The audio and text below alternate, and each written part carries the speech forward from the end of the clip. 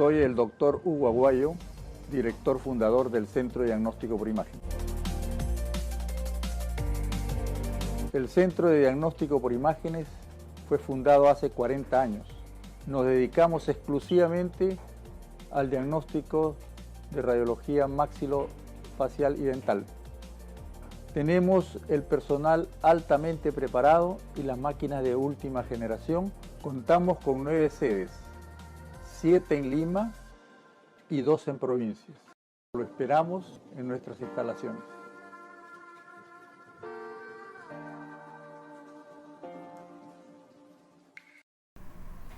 Buenos días, vamos a dar inicio a la conferencia de protocolo de evaluación de dientes retenidos en tomografía. Tenemos que tener en consideración al evaluar las piezas retenidas en un volumen tomográfico el campo correcto que deberíamos seleccionar. Lo ideal sería realizarlo con un campo mediano que nos permita abarcar las estructuras necesarias, es decir, la pieza a analizar y las estructuras circundantes o adyacentes, con una resolución importante, generalmente de 150 micras. Es importante mencionar que los campos amplios sí le permiten realizar sin ningún problema, sin embargo la resolución es un poquito menor, generalmente de 300 a 400 micras, por lo tanto lo ideal sería un campo mediano.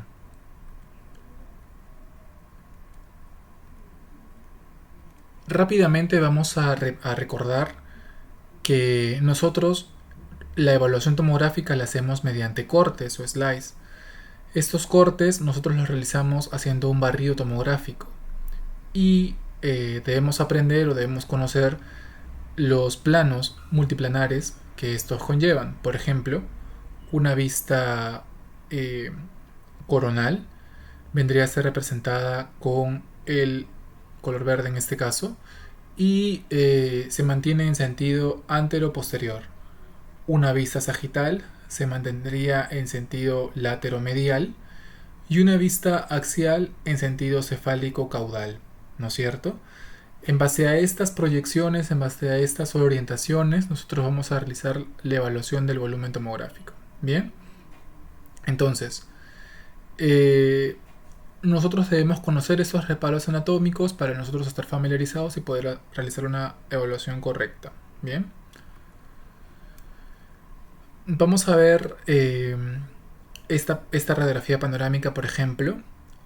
Vamos a analizarla más tarde en las siguientes diapositivas, pero primero quiero que mantengamos o nos refresquemos acerca de la utilidad de la tomografía con BIM. Esta tomografía nos ayuda muchísimo porque tiene la ventaja de no tener la superposición de estructuras, a diferencia de una proyección bidimensional como lo vendría a ser una radiografía panorámica. Hay detalles que se pueden escapar, ¿no?, en una proyección bidimensional, cosa que no ocurre en una proyección tridimensional como es la tomografía con BIM. En este caso vemos un canino que no ha llegado a su plano de oclusión, ¿no?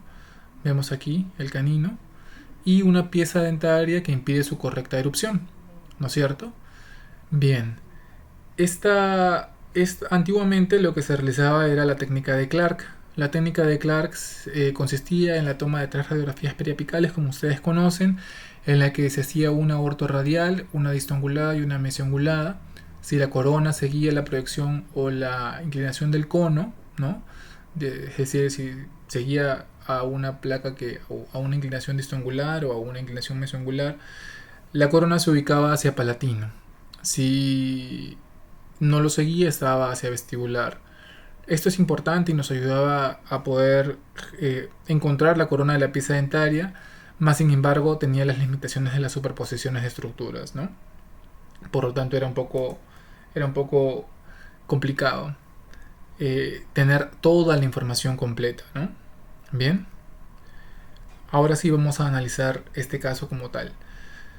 Bien, entonces lo que vemos es la pieza 1.3 que no ha llegado a su plano de oclusión, impedida por esta estructura dentaria, que vendría a ser lo más probable un dentículo supernumerario, ¿no? Vemos que la pieza 1.8, la 3.8 y la 4.8 no están. La 2.8 se encuentra en evolución intraósea y vemos un discreto aumento del espacio folicular pericoronario, ¿no? Bien, Es un paciente masculino de 16 años, ¿no? Entonces, vemos aquí vistas axiales, como lo indica este plano guía, en donde vemos la porción apical de la pieza 1-3 en íntima relación a esta estructura, que vendría a ser la pared lateral de la fosa nasal derecha, y esto que vendría a ser el seno maxilar o la pared anterior del mismo, ¿no? Del seno maxilar. Vemos además la corona de la pieza 13, cómo se presenta, ¿no? Discretamente más orientada hacia la tabla ósea vestibular. Vemos un adelgazamiento de la tabla ósea vestibular y palatina y el espacio folicular pericoronario un poquito dilatado, ¿verdad? Muy bien. Aquí vemos, por ejemplo, ya en un corte un poquito más cervical, más inferior, cómo se ubica esta pieza supernumeraria, ¿no? En una torsión bucopalatina. Vemos cómo la corona está próxima a la superficie mesial de la pieza 14. Podemos ayudarnos sabiendo que la pieza 14 tiene dos conductos, ¿no? Aquí. Y la porción apical orientada hacia la tabla ósea palatina. ¿Bien? Este reparo anatómico quizá nosotros no lo hayamos podido advertir en la radiografía panorámica. Esta pieza supernumeraria adicional, ¿no? Que se encuentra ubicada con la corona hacia el piso de fosa nasal y la porción radicular entre las porciones radiculares de las piezas de los incisivos centrales. Vemos aquí, por ejemplo, el canal nasopalatino, por lo cual es muy probable que esta pieza se encuentre muy relacionada directamente con ese canal. Y vemos aquí el espacio folicular dilatado, ¿no? De la pieza retenida. Bien, recordar que es una proyección coronal, ¿no? Como vemos en el plano guía. Y en la vista sagital o vista de perfil, lo que vemos es esta pieza dentaria, supernumeraria, perdón, ubicada, por ejemplo, con la corona orientada hacia el piso de fosa nasal y muy próxima al canal nasopalatino, ¿no? Importante para la intervención quirúrgica. Vemos también cortes transaxiales. Esta vendría a ser la tabla ósea vestibular, esta vendría a ser la tabla ósea palatina, y vemos cómo se forma el tracto gubernacular, ¿no? El espacio por el que debería conectarse la cima del reborde con el espacio folicular y dar inicio a la erupción de la pieza dentaria, ¿no? Vemos que obviamente está impedida por esta pieza supernumeraria, ¿no? La que se encuentra aquí. Bien. Vemos también las reconstrucciones 3D. Generalmente existen diversos filtros que nos ayudan a realizar estas reconstrucciones tridimensionales. Por ejemplo, este de aquí es un filtro de transparencia que lo que hace es hacer el hueso o las estructuras que cubren a las piezas dentarias un poco más transparentes para ver qué es lo que hay en su interior. Aquí vemos a la pieza supernumeraria, a esta pieza supernumeraria también, y cómo se relaciona con el canino, ¿verdad? O podemos también quitar el hueso y vemos como aquí el canino, ¿no?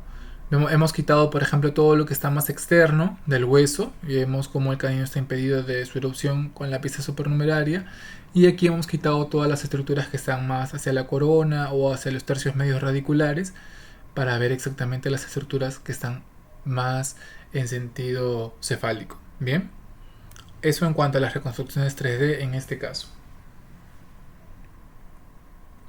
Vamos a ver el caso 2, que es un paciente femenino de 16 años. Aquí vemos una serie de situaciones, ¿no? Evaluándolo ya propiamente, vemos que las terceras molares, por ejemplo, están en evolución intraósea. Vemos aquí un detalle no menor, aquí en el seno maxilar derecho y en el seno maxilar izquierdo también. Vemos esta opacidad de límites definidos y forma ovalada, lo que correspondería a un pseudoquiste de retención mucoso. Bien, pero lógicamente el motivo principal de consulta vendría a ser la localización de estos dientes que no han llegado a su plano de oclusión.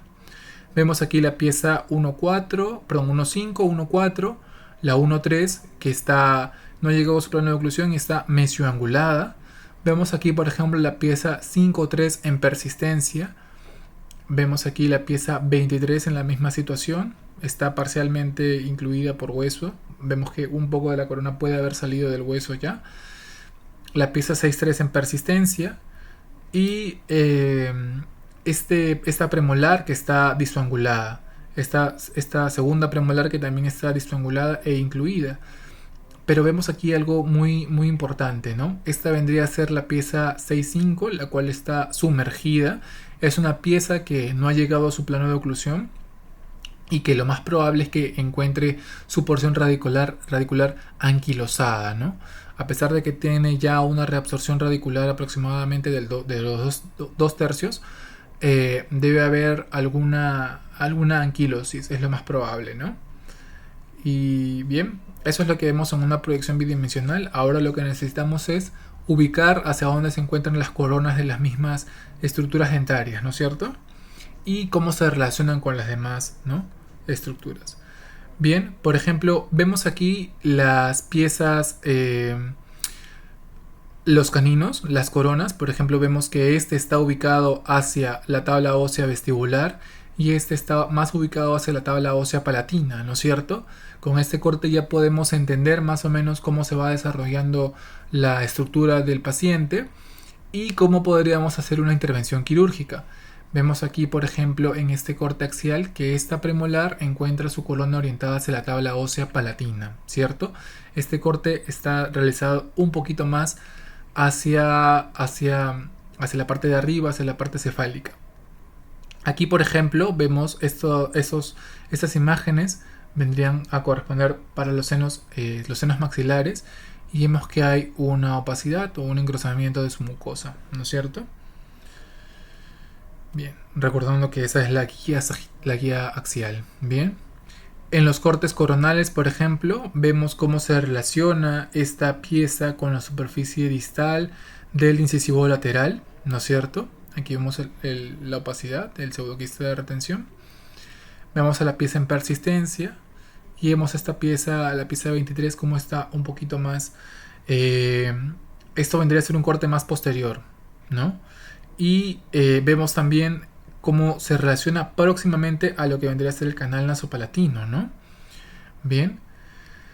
Entonces ahí ya vamos entendiendo un poquito más cómo se encuentran estas estructuras dentarias y cómo podríamos ir haciendo la planificación quirúrgica, ¿no? Recordando que esta es una vista antero-posterior. Bien. Entonces, esos son los reparos anatómicos importantes. Vemos también, por ejemplo, la porción apical, cómo se relaciona con el piso de fosa nasal de ambos lados, ¿no? Cómo está muy próxima a ese reparo anatómico. Y aquí vemos algo importante. La premolar, que está relacionada con la pieza sumergida, tiene una importante curvatura radicular, una dilaceración radicular.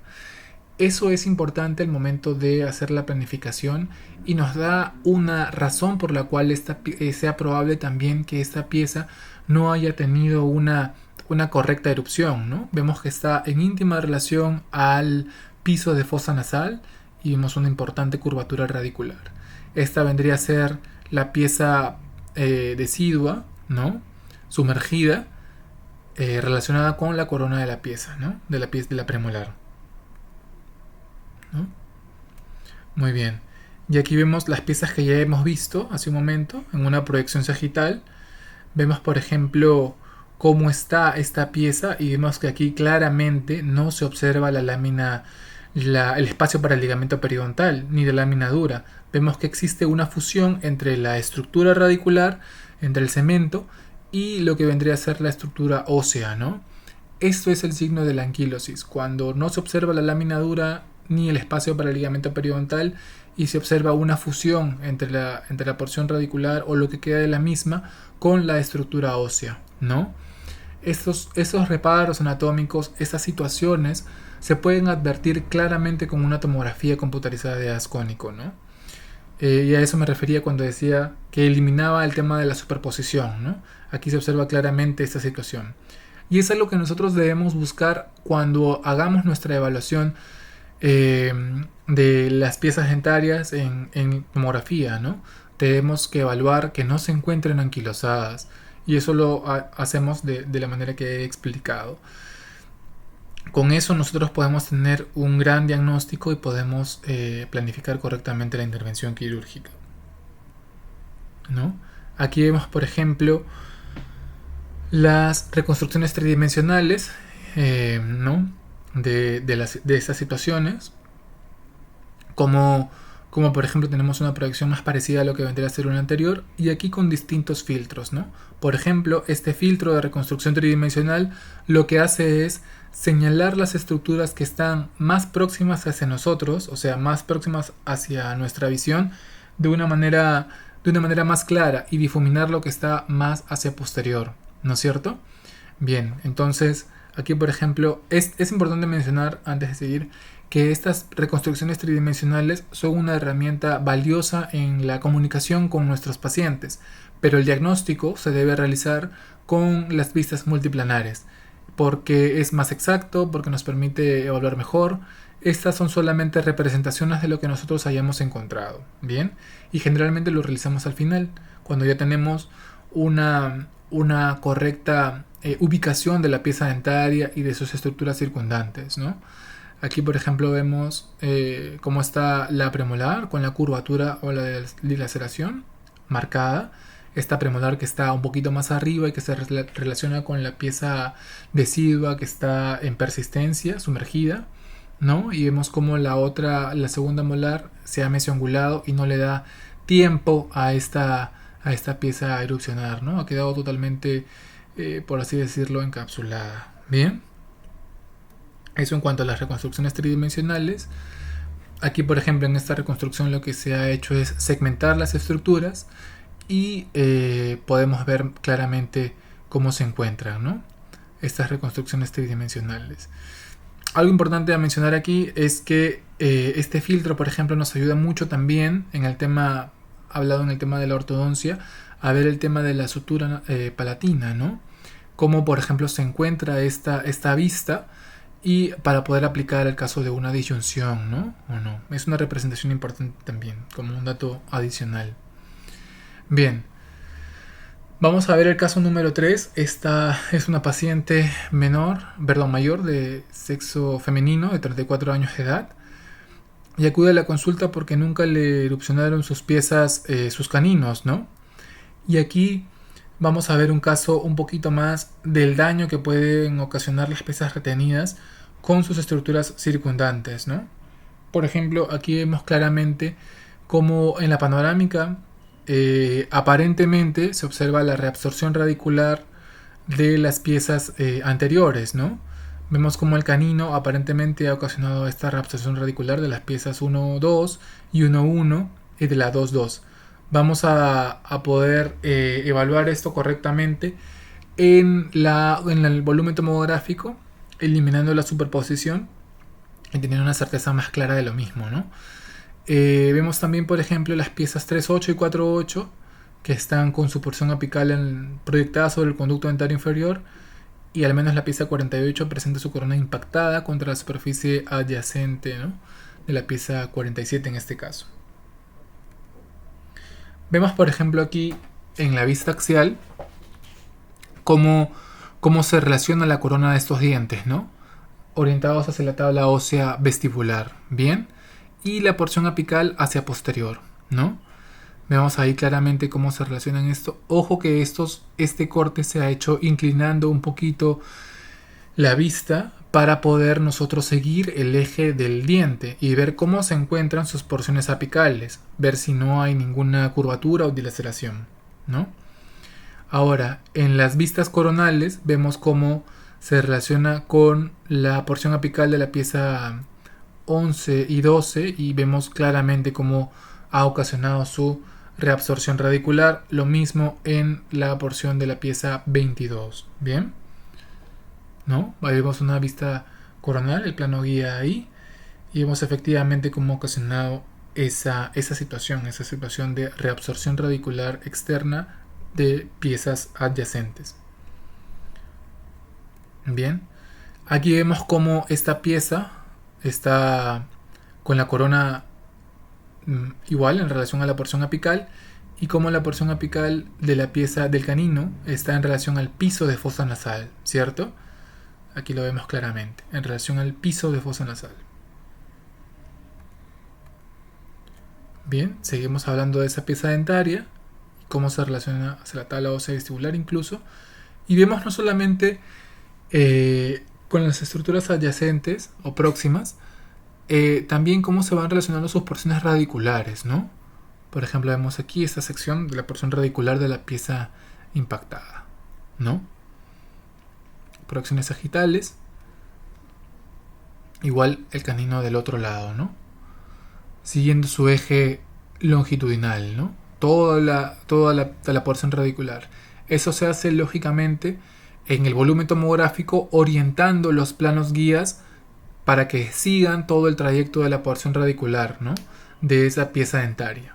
Bien.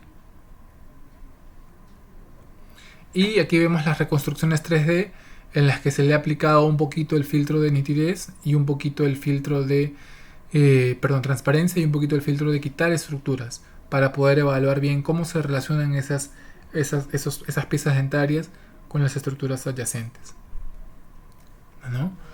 Aquí vemos también una vista axial, una vista lo que vendría a ser por ahí, si cabe la palabra, una vista coronal, ¿no es cierto? En la reconstrucción tridimensional. Bien, vamos a ver ahora el caso de un paciente femenino de 11 años de edad, el cual acude simplemente para ver cómo se encontraban sus caninos, ¿no? Porque vemos que no han llegado al plano de oclusión aún. Y vemos una imagen radiolúcida pericoronaria, por ejemplo, circundante a la corona de la pieza 13, ¿no? El espacio folicular. Podría obedecer a que está un poquito dilatado, o podría ser, en el peor de los casos, el inicio de una lesión quística en formación, ¿no es cierto? Vamos a desarrollar la tomografía entonces. Y vemos ahí, por ejemplo, en las vistas axiales, claramente como este espacio folicular pericoronario está dilatado, ¿no? Está un poquito dilatado, podría obedecer a una lesión quística en formación, ¿no? Es importante advertir eso. Imagen hipodensa de límites definidos y bordes corticalizados, ¿no? En la corona de esta pieza dentaria, ¿no? Más que nada en la 13. Bueno, aquí vemos una vista un poquito más cefálica, las porciones apicales, ¿no? De las piezas, cómo se relacionan con lo que vendría a ser la pared anterior del piso del seno maxilar y la pared lateral de la fosa nasal, ¿no es cierto? Vistas axiales. Y aquí vemos claramente como en la vista coronal, claramente siguiendo los ejes de la pieza dentaria, vemos como la corona de este diente presenta esta imagen, ¿no? Que incluso vimos en las vistas anteriores, ocasionaba el borramiento de la lámina dura de las estructuras, de las porciones radiculares adyacentes, ¿no? Lo más probable es que podría ser una lesión quística en formación, ¿no es cierto? Acordarnos también de que, por ejemplo, si nosotros viéramos la presencia de una imagen muy parecida, pero con una calcificación en su interior, podríamos hablar de lo que sería un tumor odontogénico adenomatoide, ¿no? En estos casos, en los que se observa una imagen hipodensa pericoronaria, con esta imagen radiopaca en su interior, podría obedecer a eso, ¿no? Todos esos detalles hay que nosotros tenerlos en consideración a la hora de que hacemos la evaluación de piezas que no han llegado a su plano de oclusión. Tenemos que ponernos a pensar en por qué es que ha ocurrido esto y buscar situaciones parecidas, ¿no? Aquí vemos, por ejemplo, las vistas sagitales. Y vemos aquí la imagen, ¿no? Marcada de esta situación de la pieza 13, ¿no? Como ha ocasionado el adelgazamiento, ¿no? De las corticales, de la tabla ósea vestibular, de la tabla ósea palatina. ¿Bien? Proyecciones sagitales, vistas sagitales. Reconstrucciones 3D para diagramar lo que hemos observado. Bien. Para observar lo que hemos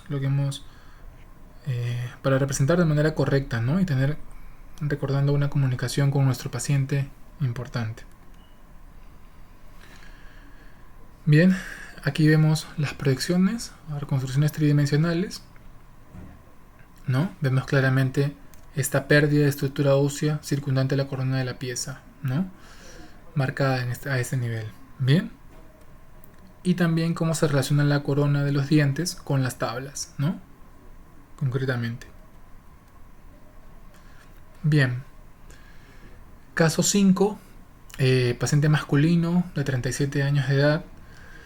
Lo que necesitamos ver aquí es un caso parecido al que vimos hace un momento, solamente que ahora está en el maxilar inferior. Me parece que el otro estaba en el maxilar superior. Vemos una pieza que nunca llegó a su plano de oclusión. Vemos la pieza 46, que lógicamente con el paso del tiempo se ha mesioangulado para cubrir ese espacio, ¿no? Para cubrir ese espacio. Vemos la pieza decidua, que lógicamente queda ya solamente un remanente coronario y está seguramente anquilosada, ¿no? Vemos aquí, por ejemplo, la corona de la pieza permanente ubicada hacia la tabla ósea lingual, ¿no? En una proyección axial, en una vista axial. Vemos ahí el plano guía, cómo se encuentra. Incluso vemos un adelgazamiento de la tabla ósea lingual y vemos lo que vendría a ser esta estructura, que vendría a ser la pieza decidua en persistencia, ¿no? Y vemos que la acompañan unas imágenes hipodensas, ¿no? Estas manchitas negritas que están aquí, imágenes hipodensas, que obedecerían a una reabsorción, ¿no? A un tipo de reabsorción interna, en este caso, que es bastante común en estas piezas que no han llegado a su plano de oclusión y que están anquilosadas o sumergidas, ¿no? Vemos aquí incluso la porción apical de la pieza permanente, ¿no? Vemos aquí, por ejemplo, una proyección sagital. Aquí están las imágenes hipodensas a las que les hacía mención, como la pieza 46 se ha mesioangulado, ¿no? Para cubrir este espacio vacío.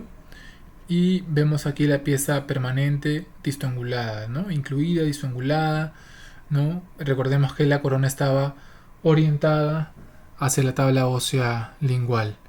Y un detalle importante es cómo se relaciona esta porción apical con el canal dentario inferior, ¿no? Vemos ahí, por ejemplo, la proyección sagital. Vamos a verlo en una vista más clara. Aquí lo vemos claramente. Por ejemplo, vemos aquí en la vista sagital, perdón, en la reconstrucción panorámica, a qué nivel se van a hacer los cortes transaxiales, ¿no? Vemos, por ejemplo, el corte 4 que se va a hacer a este nivel. Vemos cómo está la pieza decidua en persistencia, ¿no? Con estas reabsorciones a este nivel, al nivel coronario. Y vemos esta pieza, la 45, cómo se encuentra incluida dentro del maxilar inferior y cómo se relaciona con el canal dentario inferior. Vemos aquí, por ejemplo, cómo hay un borramiento de la cortical superior del canal dentario inferior a consecuencia de la presencia de la pieza 45, ¿no es cierto?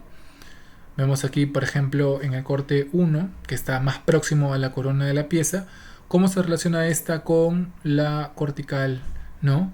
Lingual, ¿no es cierto? Bien, entonces, básicamente lo que nosotros hacemos es proyecciones o vistas sagitales, coronales, axiales, que nos ayuden a vislumbrar dónde está la corona del diente y cómo se relaciona esta con las estructuras circundantes. Podemos buscar además las razones por las cuales no ha llegado a su plano de oclusión, que pueden ser, como lo hemos visto, curvaturas radiculares, lesiones quísticas, por ejemplo, en el peor de los casos tumores o patologías, piezas anquilosadas, anquilosis, ¿no es cierto? Piezas sumergidas, ¿no? Esas son las estructuras que nosotros, o las situaciones que nosotros tenemos que buscar, ¿no? Mediante las vistas y, lógicamente, finalmente, representar de manera gráfica una reconstrucción tridimensional, usando los filtros que les he comentado para poder desarrollarlo de manera correcta. Vemos ahí, por ejemplo, cómo la cortical del dentario se relaciona con la pieza incluida, ¿no es cierto? Aquí igual. Podemos voltear la imagen, lógicamente, como se ha hecho aquí, para tratar de hacer la vista o la segmentación de estructuras desde una vista vestibular y desde una vista lingual. ¿Bien? Y aquí, por ejemplo, hemos segmentado las estructuras superiores para quedarnos solamente con la parte más inferior, ¿no? En donde se representa claramente cómo está la pieza decidua y cómo está la pieza permanente, ¿no? Hacia dónde se encuentran ubicadas. Muy bien. Bien. Ya para ir concluyendo, vamos a ver rápidamente el paciente, este caso último, el caso número 6, en donde lógicamente lo que nos llama la atención es el cuadrante 4, ¿no? A nivel posterior, si queremos extraer esa tercera molar, nos vamos a topar con que la pieza 47 no está en una posición correcta, está en una posición ectópica, y vamos a ver aquí cómo se disponen estas piezas dentarias, ¿no? Esta vendría a ser, por ejemplo, la porción coronaria de la pieza 46, ¿no? Y vemos aquí cómo la corona está orientada hacia la tabla ósea vestibular. Y en este corte un poquito más inferior, en donde vemos el tercio medio radicular, o incluso ya un poquito más hacia abajo, vemos cómo la porción apical de la pieza 47 se encuentra en íntima relación a la tabla ósea lingual, ¿no es cierto? Y la otra, la corona, hacia la tabla ósea vestibular. En torsión bucolingual la pieza 47. Bien, obviamente esa sería una proyección axial. Ahorita vemos, por ejemplo, una proyección sagital que nos va siempre a ayudar, sobre todo en el maxilar inferior, a ver cómo se relacionan estas estructuras con el canal dentario, ¿no? Vemos aquí, por ejemplo, cómo se relaciona con la pieza 47, la porción apical, cómo se relaciona con la cortical superior del conducto dentario inferior, y cómo la pieza 48 se encuentra mesiangulada e impactada contra la superficie de la pieza 46 incluso, porque recordemos que la pieza 47 está un poquito más hacia abajo en torsión bucolingual, ¿no?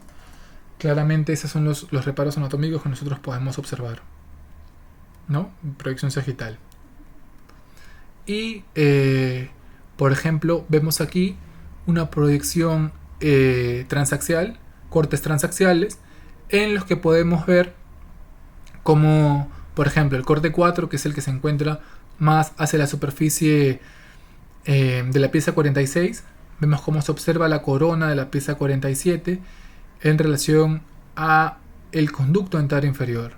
El tercio medio y el tercio apical sí se encuentran en íntima relación al conducto dentario inferior, cosa que no ocurre con la pieza 48, por ejemplo, que se encuentra superior al conducto dentario inferior, pero no se encuentra en íntima relación. La que se encuentra en íntima relación al conducto dentario inferior, que vendría a ser esta estructura de aquí, es pues la pieza 47, ¿no? En esta situación un poquito atípica. Bien, finalmente vemos unas reconstrucciones tridimensionales que lo que hacen, como he mencionado anteriormente, es graficar esa situación, ¿no es cierto? Cómo se relacionan estas piezas con el canal dentario inferior y cómo se relacionan entre sí mismas. Bien, lógicamente podemos darle la vuelta, como mencioné, es una proyección vestibular hasta una proyección lingual, y aquí vemos sin lugar a dudas cómo está ubicada la corona de la pieza 47 en este caso, ¿no? Aquí, claramente. Bien, eso sería todo conmigo. Espero que les haya podido ayudar bastante. Nos vemos en otra oportunidad. Muchas gracias.